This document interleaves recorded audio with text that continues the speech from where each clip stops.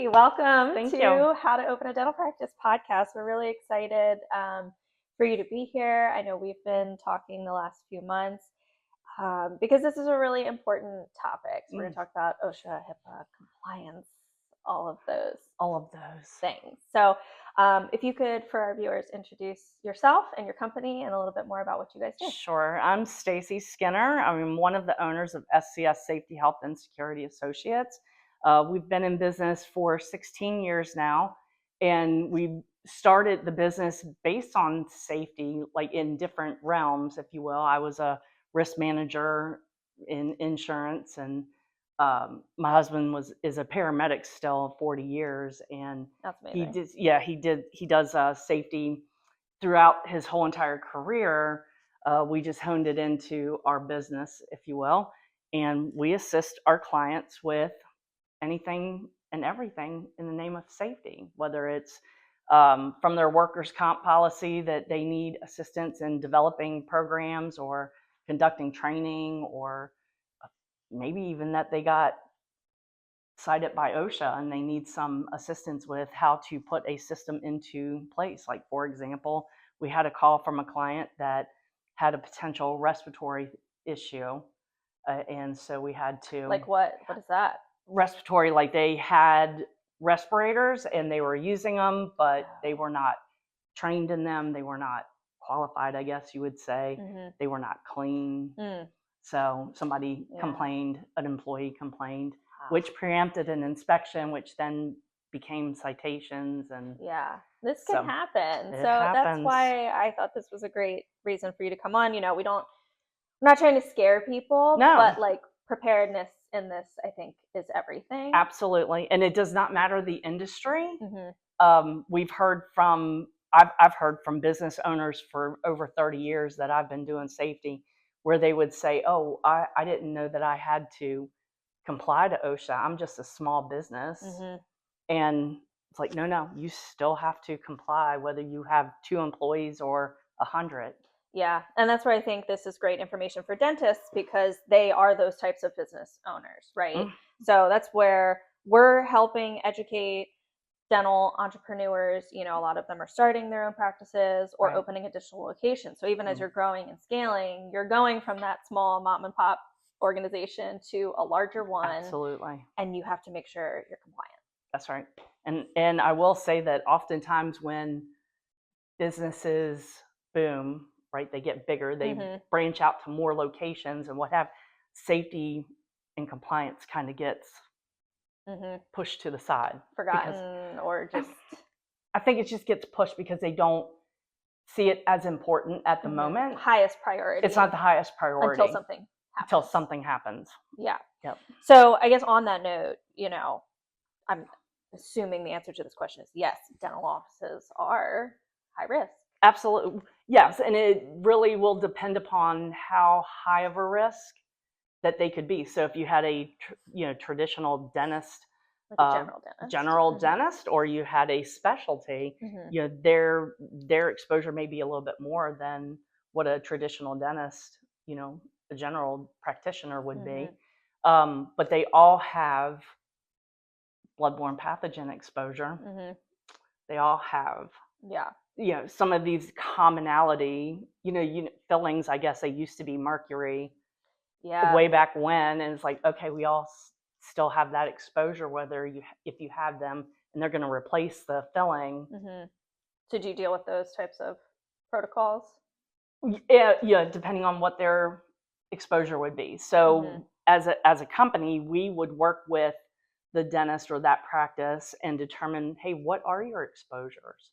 Because there's no reason for me to go in with exposure control that could be like this when really it doesn't fit their need. Right.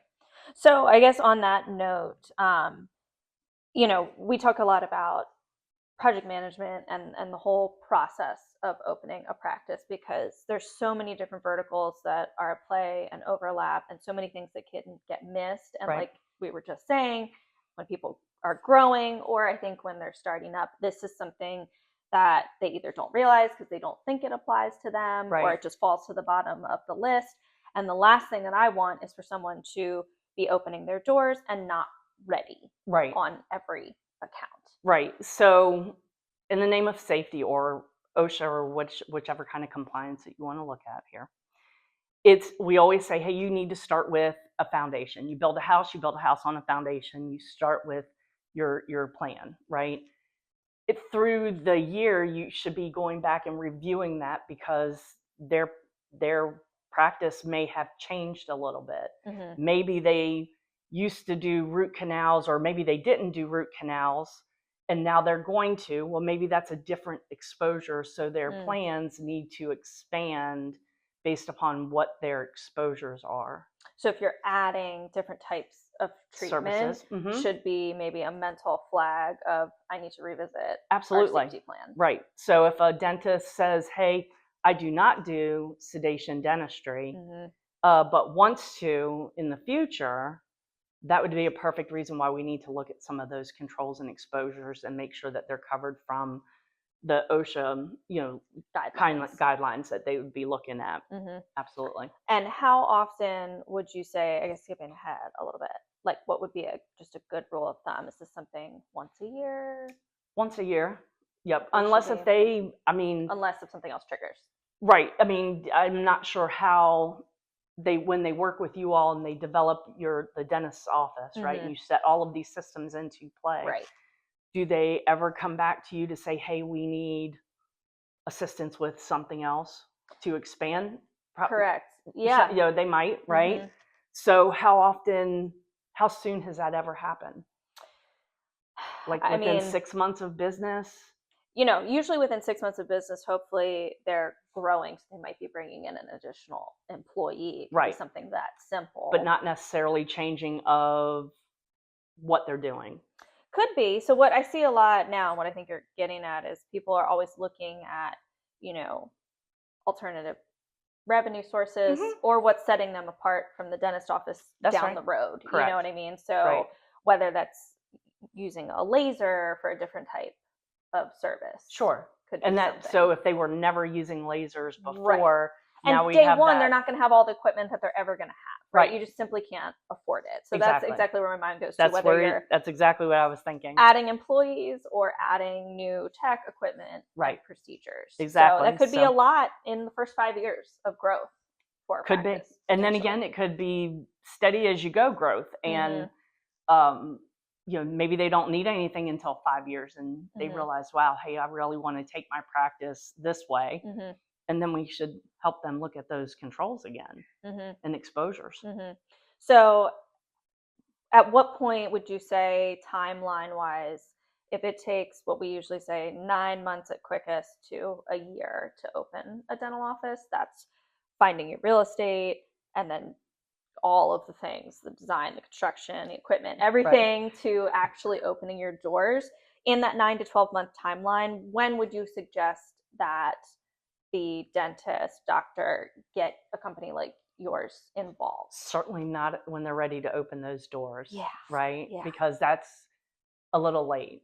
So I would hope that they want to look at maybe a couple to 3 months prior to opening, just to get down, to sit down and have the conversation to find out, hey, this is what I need, or this is what I think I need. These are the procedures that I'm going to be doing. Right, these are the procedures, what should I be thinking about? Do I need an exposure control plan or whatever that may be, thinking about PPE and what kind of exposures. So I would dare say, you could probably be looking at maybe 2 to 3 months before opening. Look, and that will depend upon how big is this practice also.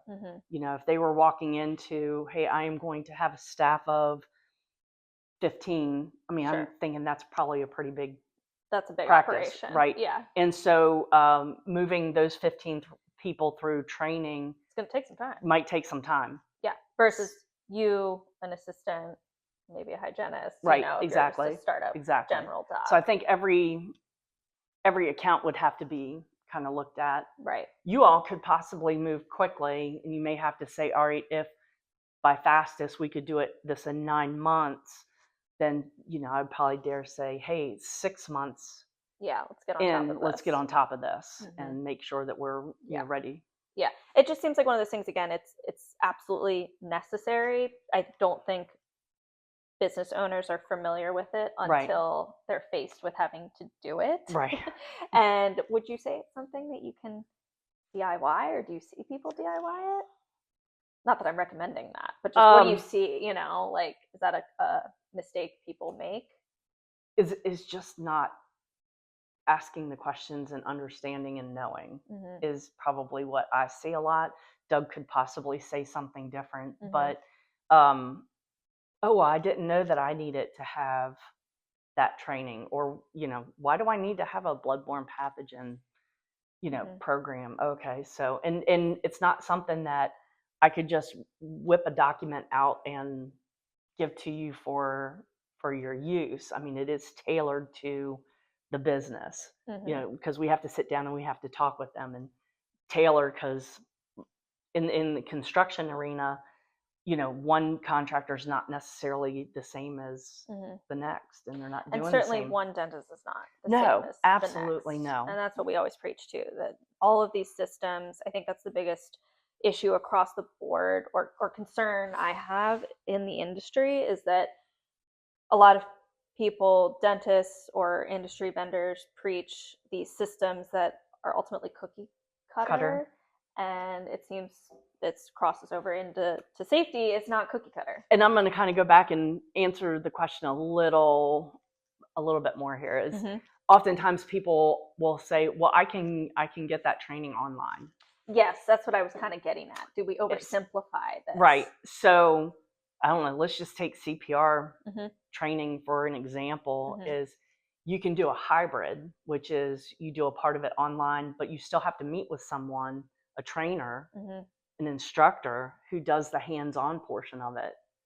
And there are companies out there like, hey, get your basic life support CPR, you know, and get your card today for $19.95. It's like, but OSHA doesn't recognize that. Really?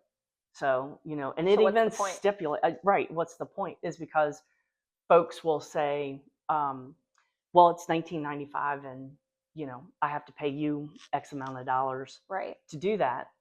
But it's like, okay, but I'm coming from an accredited training background versus this one that you've never seen, right? So if it's not American Heart or HSI, which is a Health and Safety Institute, or Red Cross, or, you know, like a brand name known, OSHA is just like, no, it doesn't count. It doesn't count, and you haven't met with an instructor. So now you've wasted which then leads to, well, you know, OSHA doesn't come in and look at my, you know, CPR certification. No, but the state might, licensure, you know, they probably will, or, you know.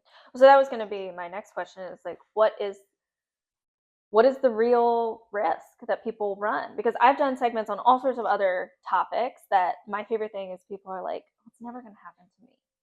Right. The famous last words.